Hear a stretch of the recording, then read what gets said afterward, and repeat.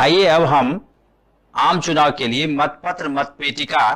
को कैसे तैयार करें, इस पर हम देखते हैं कि मतपेटिका हमारा ये अभी बंद है, इसे हम खोलते कैसे हैं, इसे हम सील कैसे करते हैं और सील करने के बाद फिर इसे मतदान करने के लिए तैयार कैसे करते हैं। इसके लिए आवश्यक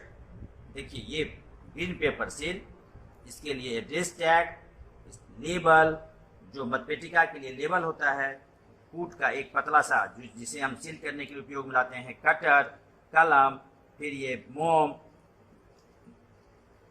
लाह,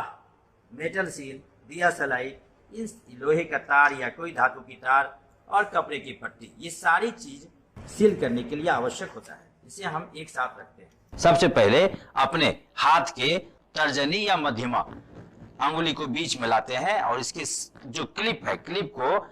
पकड़ते हुए सेम एक टाइम में इसके बटन को हम बाईं ओर एंटी क्लॉकवाइज इसे घुमाते हैं और घुमाते घुमाते जब यह एक पूरा होने के बाद 45 डिग्री के करीब करीब आता है तब ये खुल जाता है।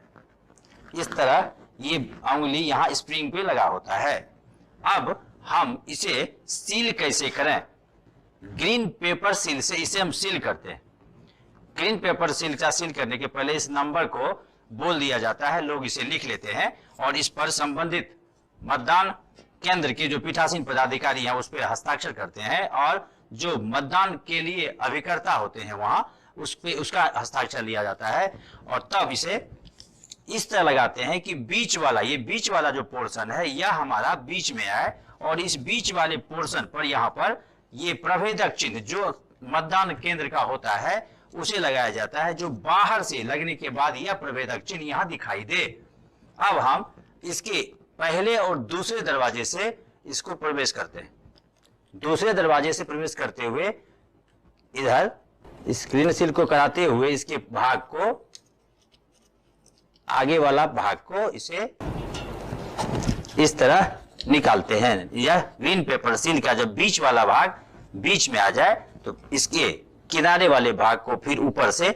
डालते हुए अंदर से इसे निकालते हैं और फिर इस ग्रीन पेपर सील के इस भाग को इस तरफ डालते हैं। इस तरह ये बीच वाला पोर्शन सही होने के बाद इसे हम पुनः लॉक करने के लिए, सील करने के लिए इसे इस तरफ और इसका इस भाग को अंदर से इसे इस तरफ बंद करते हैं कि यह जो नंबर है वह हमें दिखाई दे। अब संबंधित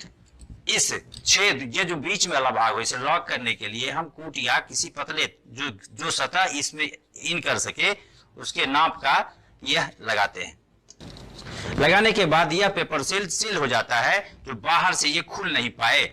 अब संबंधित मतदान केंद्र के जो अभिकर्ता वहां उपस्थित होते हैं उसे यह दिखा दिया जाता है इसके अंदर में पूरा खाली है और जो लोग चाहें वो देख भी सकते हैं वहां। उसके बाद संबंधित मतदान केंद्र का जो ये उसका लेवल लिखते हुए ग्राम पंचायत का नाम, मतदान केंद्र का नाम,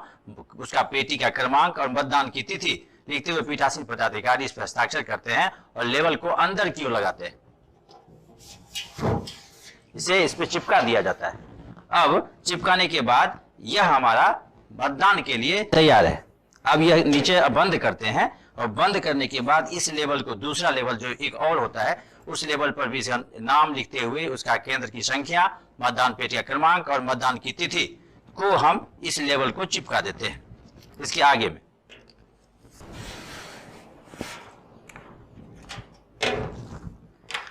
अब हम इसे वोट के लिए जो मतदान होता है उसके लिए तैयार करते हैं और इसके डायरेक्शन को क्लॉकवाइज घुमाते हुए कट की आवाज होती है और यह हमारा बीच का भाग तैयार हो जाता है और ये बंद हो जाता है। अभी खुलने के लिए नहीं है, अब ये बंद हो गया और बंद होने के बाद इसके ऊपर वाले क्लिप को इसमें लगाते हैं और लगाने के बाद मतदान शुरू होने से पहले इसे एक मोटे तार या कुछ इससे सुरक्षित करने के लिए इसे हम इसको बंद कर देते हैं। हम चाहें तो इसे धागा से भी बांध करके इसे सील रखा जा सकता है, जो बाद में इसे काट करके हम फिर उसे सुरक्षित करते हुए सील लगाते हुए फिर सील करेंगे। लेकिन यह तार लगा देने के बाद यह मतदान के लिए हमारा तैयार हो गया। अब यह जो बैलेट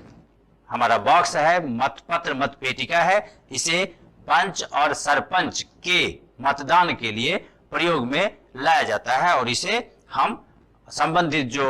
5वां कंपार्टमेंट वोटिंग का मतदान कक्ष के अंदर रखा होता है, जो पीले रंग और कथई रंग का होता है, उस पे जो मतदान करते हैं हमारे मतदाता, उससे जो आते हैं लौट के और फिर मतपत्र को इसमें डालते हैं, जो बाहर पीठासीन पदाधिकारी के समक्ष रखा होता है।